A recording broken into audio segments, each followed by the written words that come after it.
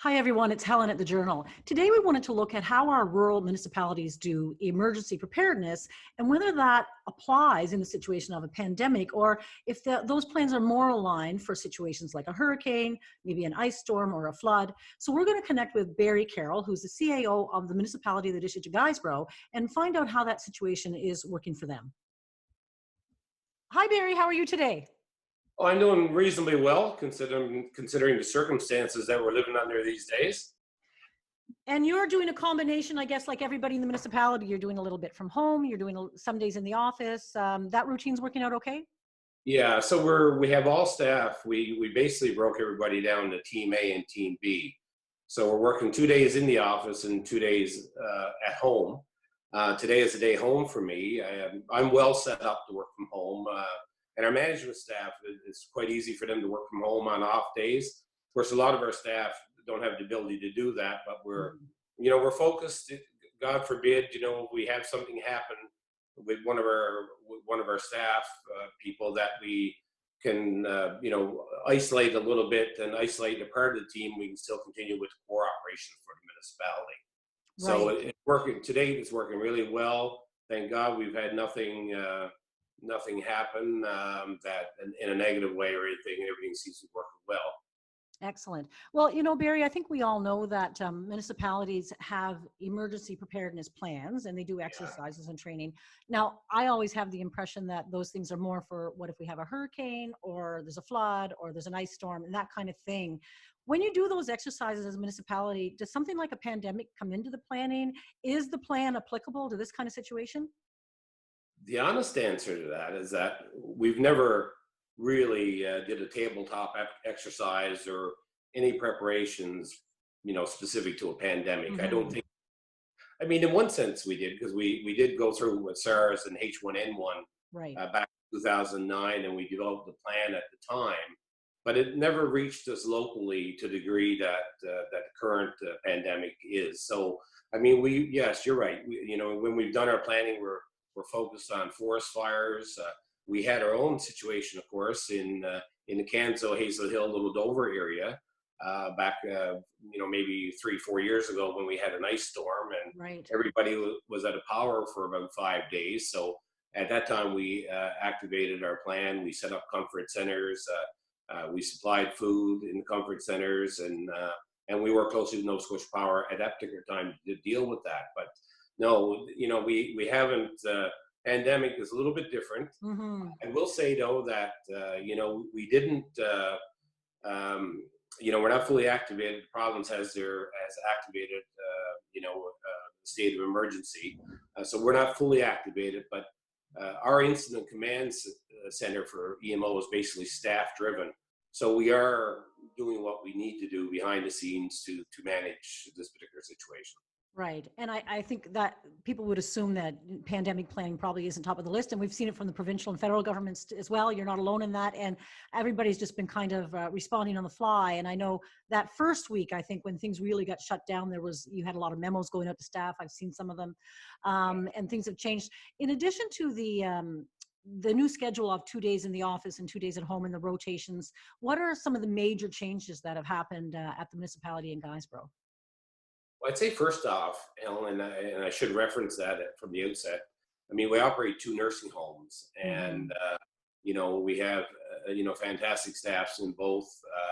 We're checking in with them on a regular basis. Our two administrators at each one of the homes, one in Kansas, one in Guysborough.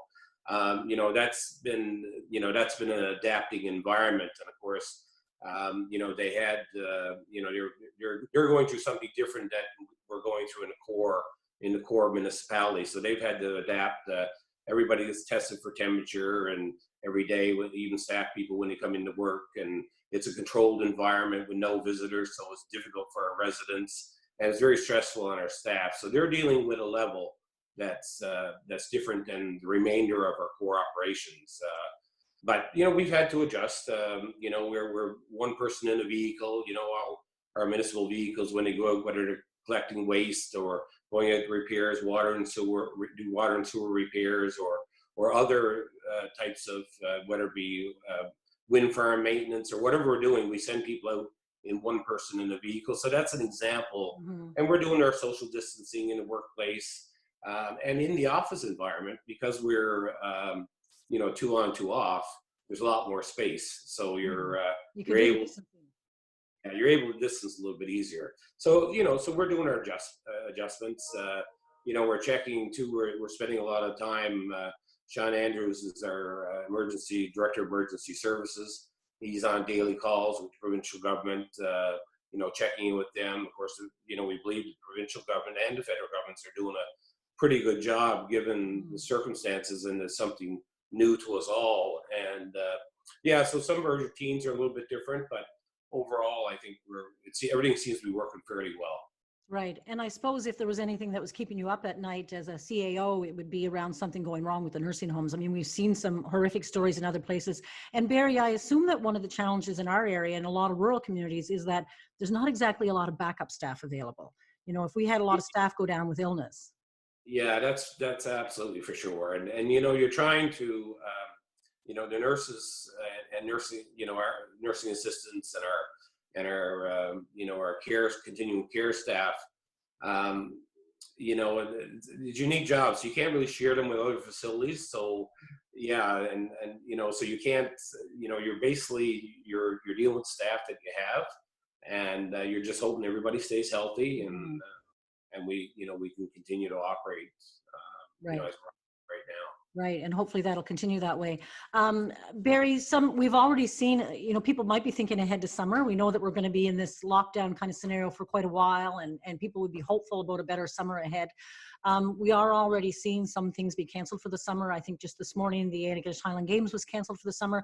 What might residents see from the municipality in the weeks ahead in terms of changes to what you folks usually actually do a lot in the summertime? Yeah, so we're evaluating that now, Helen, and we haven't made any decisions per se.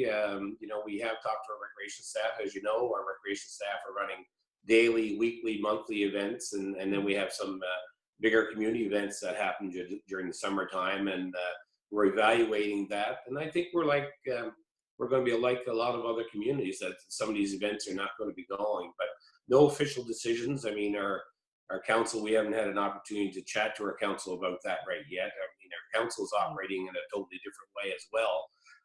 We're dealing with our councils, we're dealing with emails and that sort of stuff on a daily basis and by phone. And in a meeting way, we hope to meet on April 15th. That's our first meeting via conference call.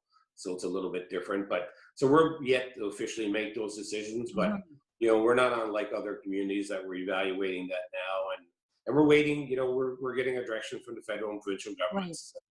So we're kind of waiting as far as we can wait. I mean, I think our staff are understanding where we're at in this point in time, and we're not heavily preparing for some of the events that will go early summer, but no official word on that as of yet. Right. And I'm sure, we are in an area where there are lots of, if they can open at that time in the summertime, lots of beaches and parks and hiking trails and that sort of thing.